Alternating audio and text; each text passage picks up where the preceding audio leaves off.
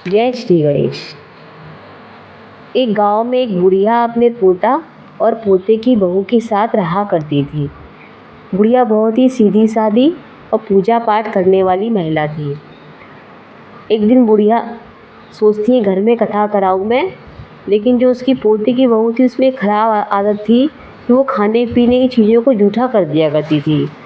अब वो अपने पोते से बोलती है, तब बोली मैं क्या करूँ माँ। अब सोचती है, फिर वो जिस दिन पूजा कथा होती है घर में, तो उस दिन उससे कहती है बहू से, बहू ये ले मटका ले। उसे एक उसे पीतल का मटका देती है, मटका ले नदी पर जा, खूब इसे चमका के और वहीं पे नहा धो के खूब अच्छे से भर के लाना वहीं से। और वो समझ जाती है बहू कि ज़रूर कुछ माँ जी घर में पूजा पाठ करा रही होंगी, इसलिए मुझे बाहर भेज रही हैं। अब वो जाती जाते जाते एक कपड़े में आटा बांध ले जाती है। अब जाती है नदी किनारे, नहाती धोती है अच्छे से, फिर मटके को भी माँज के भर लेती है और फिर एक पत्ता तोड़ के लाती है बड़ा सा, उसमें आटा गूँथ लेती है। अब कहती है मैं सेकूँ कैसे। तो वहाँ पास में ही एक चिता जल रही होती है, तो उसमें से लकड़ियाँ निकालती जलती है, उसमें उस पर वो बाटी सेक लेती है। अब सेक लेती है बाटी। अब कहती है अब मैं खाऊँ कैसे।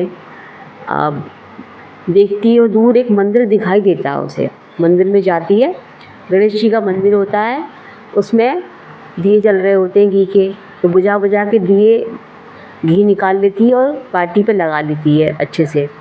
और गुड़ रखा होता है मंदिर में, उठाया प्रसाद में गुड़ रखा होता है प्रसाद में मंदिर में, वहाँ से उठाया गुड़ और गुड़ से बाटी खाना शुरू कर देती है।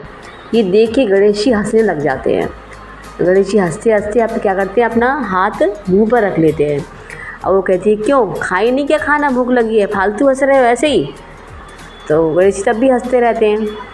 अब वो शाम तक फिर वो बहू अपने घर पहुंच जाती है, लेकिन गणेश जी का हाथ मुंह पर ही रखा रह जाता है।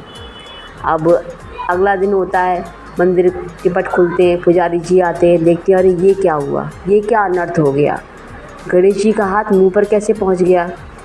आप सब बड़े परेशान हो, सब लोग, कई लोग पुजारी से ही कराते हैं गणेश जी का हाथ सही से रख जाए, बड़े मंत्र वंत्र पढ़ते हैं, लेकिन कुछ नहीं होता।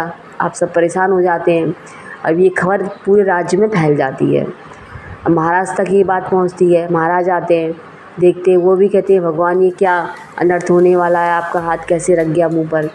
अब वो महाराज पूरे राज्य में ढिंढोरा पिटवाते हैं कि जो गणेश जी का हाथ उनके यथा स्थान पर रखवा देगा, मैं उसको अपना आधा राजपाट दे दूँगा।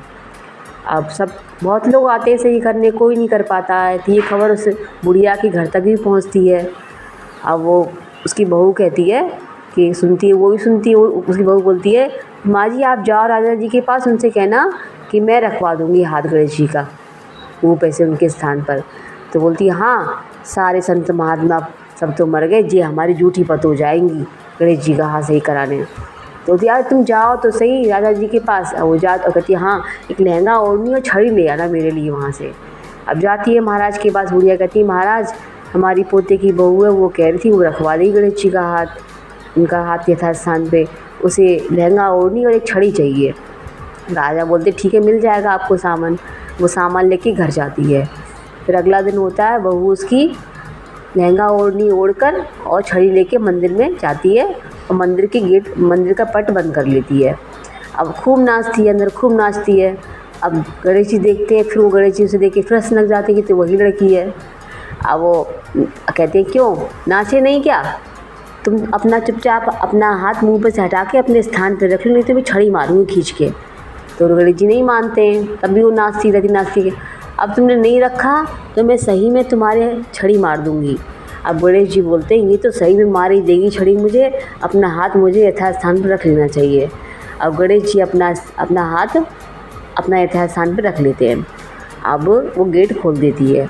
अब सब बड़े खुश होते हैं, अरे बहू इसने चमत्कार कर दिया, बहू ने तो इसने तो गणेश जी का हाथ रखवा दिया अपने यथास्थान पे। महाराज बहुत खुश होते हैं, बुढ़िया इसकी सास भी बहुत खुश होती है। अब वो राजा उसे अपना आधा राजपाट उसको बहू को दे देते हैं। तो बुढ़िया जैसे गणेश भगवान ने उस पर कृपा की और जैसे उनको आधा राजपाट दिया, ऐसे सब पर कृपा करें, सबको धन धान्य से संपन्न करें। जय श्री गणेश।